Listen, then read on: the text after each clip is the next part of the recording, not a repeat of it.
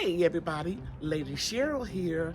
Welcome to my channel. If you're new, I hope you see something in the video that will inspire you or motivate you, and that you will subscribe to my channel and be sure to hit the like button. In my last video, I shared with you how I'm growing my sweet potato slips in soil. As you can see, they're getting much bigger. I'm going to start clipping them off now, and then I'm going to put them in water, and then I will show you in about 4 days where I put. Guys, it's raining out here, but I want to share something with you. See that little bracket right there? That's where I had a hanging basket and it fell down into this garden bed. Now I want you to look over here. You can see where the other one fall down, right there. When they fell, when those baskets fell, they broke my tomato plants.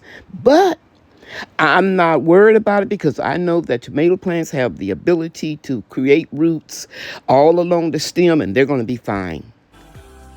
And so I took these two down. And the reason why I'm sharing this with you is because once your daffodils and tulips form all the flowers, it is advisable that you don't cut them back. You let them dry out. And I was sitting there on the porch and I was thinking about my grandmother and all the things that I learned from her. She would lay her tulips and daffodils down. See how I got these? They were up like this. I lay them down and let them die back naturally, and I put these baskets that fell down on top of them until I get some sturdier wrought iron hangers. After I get the baskets back up on the fence, I'm going to put a layer of straw on the bed. And I just repotted this one because I lost a lot of the nasturtiums in here. So I put a few little seedlings in here.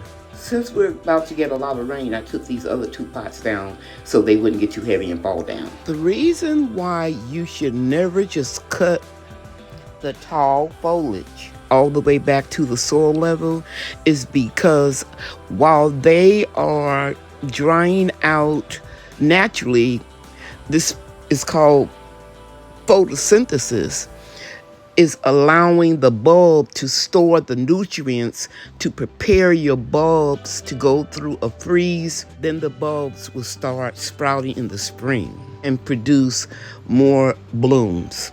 So in other words, you won't have a real hardy crop if you just cut everything off. Let them die back naturally and store the energy for the following year. Okay guys, I am back out here and you can see from all of this water down here that it really rained. But the good thing is I looked over in one of my garden beds and I found those nasturtiums that fell out of this planter right here. So I'm going to put them back in. Nasturtiums don't like their roots to be disturbed, so they may make it and they may not. But nothing fails but a try, right? And I'll let you all know what happened. So we just put that one in there. And I think I'll put one right here.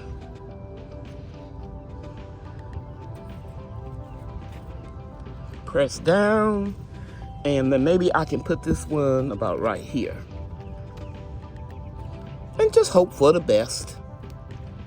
Okay.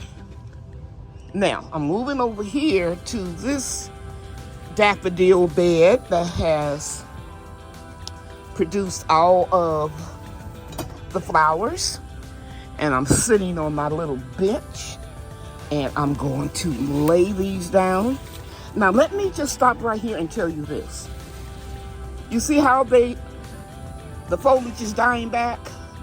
That's when you cut it off, when all of it has turned like that. So I'm just going to lay them down, and I'm going to put some more pots on here. And when I do cut them back for the winter, after they have turned completely brown, I am going to put straw mulch like I have right here, right in here. So let me just lay some of these down. And as you can see right here, a tulip got mixed in right here. So I'm not gonna lay that down. I'm gonna let that continue to grow. And I'll come back when I have the pots on. Okay, I have 3 pots on top of these daffodils. I left that tulip alone right there. And this is society garlic right here.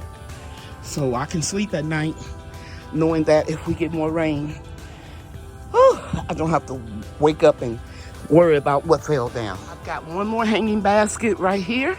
I'm gonna pick it up and put it someplace in this bed, but you can see I still got a couple more daffodils coming up. Actually, I probably could lay this down right in here and let these continue to come up. I deadheaded all of the spent flowers in this bed. You can see them right over there. And I put a basket here and a bucket here because I don't have another one. And this little flower over here looks like it's just beginning to open up, but we got a lot of rain, so it's kind of wilting. I'll just wait until this flower blooms all the way, and then I'll fold this back and put something on top of it as well. These 3 baskets can hold a lot of weight because they're on this wrought iron trellis, so it's real sturdy. But I'm gonna have to get in here and pull some of these dead flowers out of here. It's really overcrowded dianthus, so I'm gonna have to get in here and get these seeds and pull all these dead plants out. I'll do that. It's too wet out here right now. I'll do that tomorrow. And yeah, I'm pretty pleased about what's happening. I'm going to snip off some of these vines from the sweet potatoes, and I'm just gonna try to pinch it off right there. I'm gonna have to cut it with my pruners. Let me see if I can do it with my left hand. The same spot.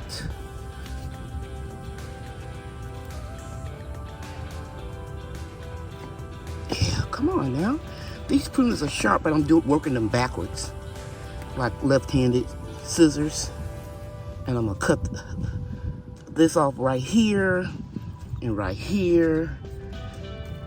And maybe this one right here, and then that one over in the corner, and I'm gonna show you how I'm gonna root them in water. This is what I left. I took a little glass, buried it in the soil so the wind won't blow it away, and you can see I added water to it, and we'll just let these keep rooting. Here you can see that I put 4 little slips in here without the roots. Just put them in the soil, and because it's so humid and moist, I'm pretty sure that they will root on their own. I'll let you see in a few days. My subscribers have been commenting about how much Bria has grown and Brian has grown. She was 3 here and he was 7 here, and they have really learned a lot in the garden. Here's a picture of them from Easter, this past Easter, and I was just reflecting on how much I learned from my grandparents, and I know that they will always remember what I've taught them, and it's a beautiful feeling.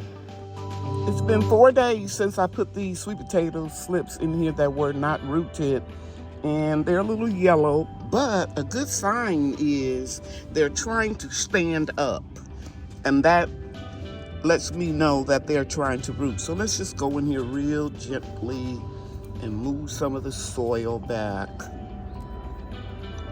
I like to get my hands in the dirt. I know my nails look dirty sometimes on camera, but I don't care. And there you can see it. See that little root? Let me go closer. It's rooting. I don't want to disturb it too much. Let me pull back a little bit more.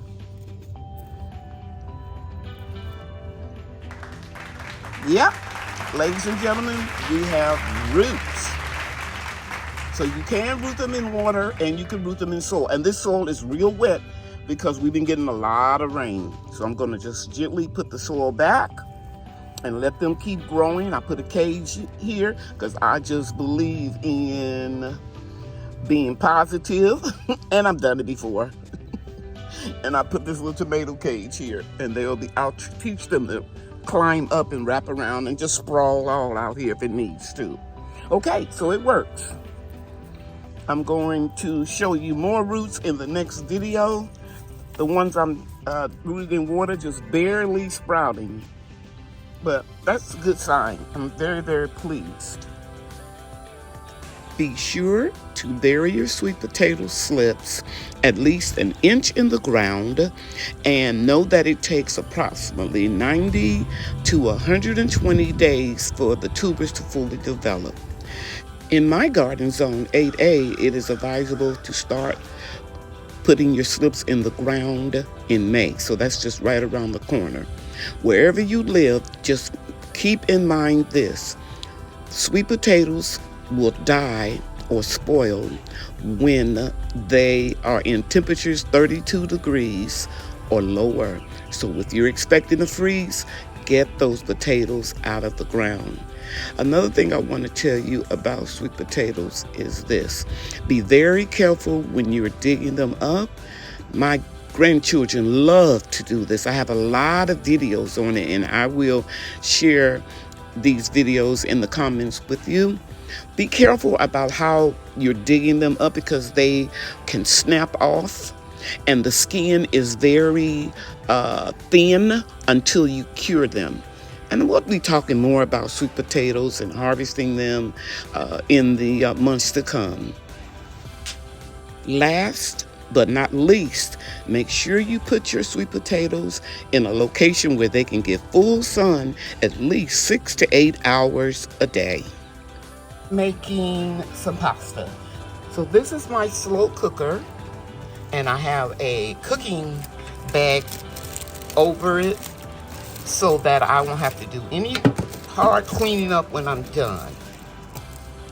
I have 1 pound of ground chuck steak, and to it I added 2 tablespoons of olive oil, and I put a little black pepper, my homegrown basil, and I'm going to add a little onion powder and a little garlic powder, and I'm going to stir this about every 15-20 minutes, and I'll cook it for an hour on high. So this is what it looks like after an hour, and to it I'm going to add 1 can of no sodium petite diced tomatoes. If you don't know, I have kidney disease, so I can't eat a lot of sodium. So I'm going to put this in here, and then I'm going to add another secret ingredient. That secret ingredient is my chili peppers and banana peppers that I grew last year, and I preserved them in vinegar. To this mixture, I'm going to add 1 24-ounce jar of traditional pasta sauce, and then I'm going to add my pasta. I use elbow macaroni, and I've got everything in here, and it's all mixed up.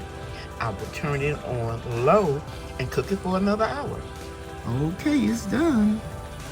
So now I'll just turn it off and let it cool off a little bit and put it into serving dishes.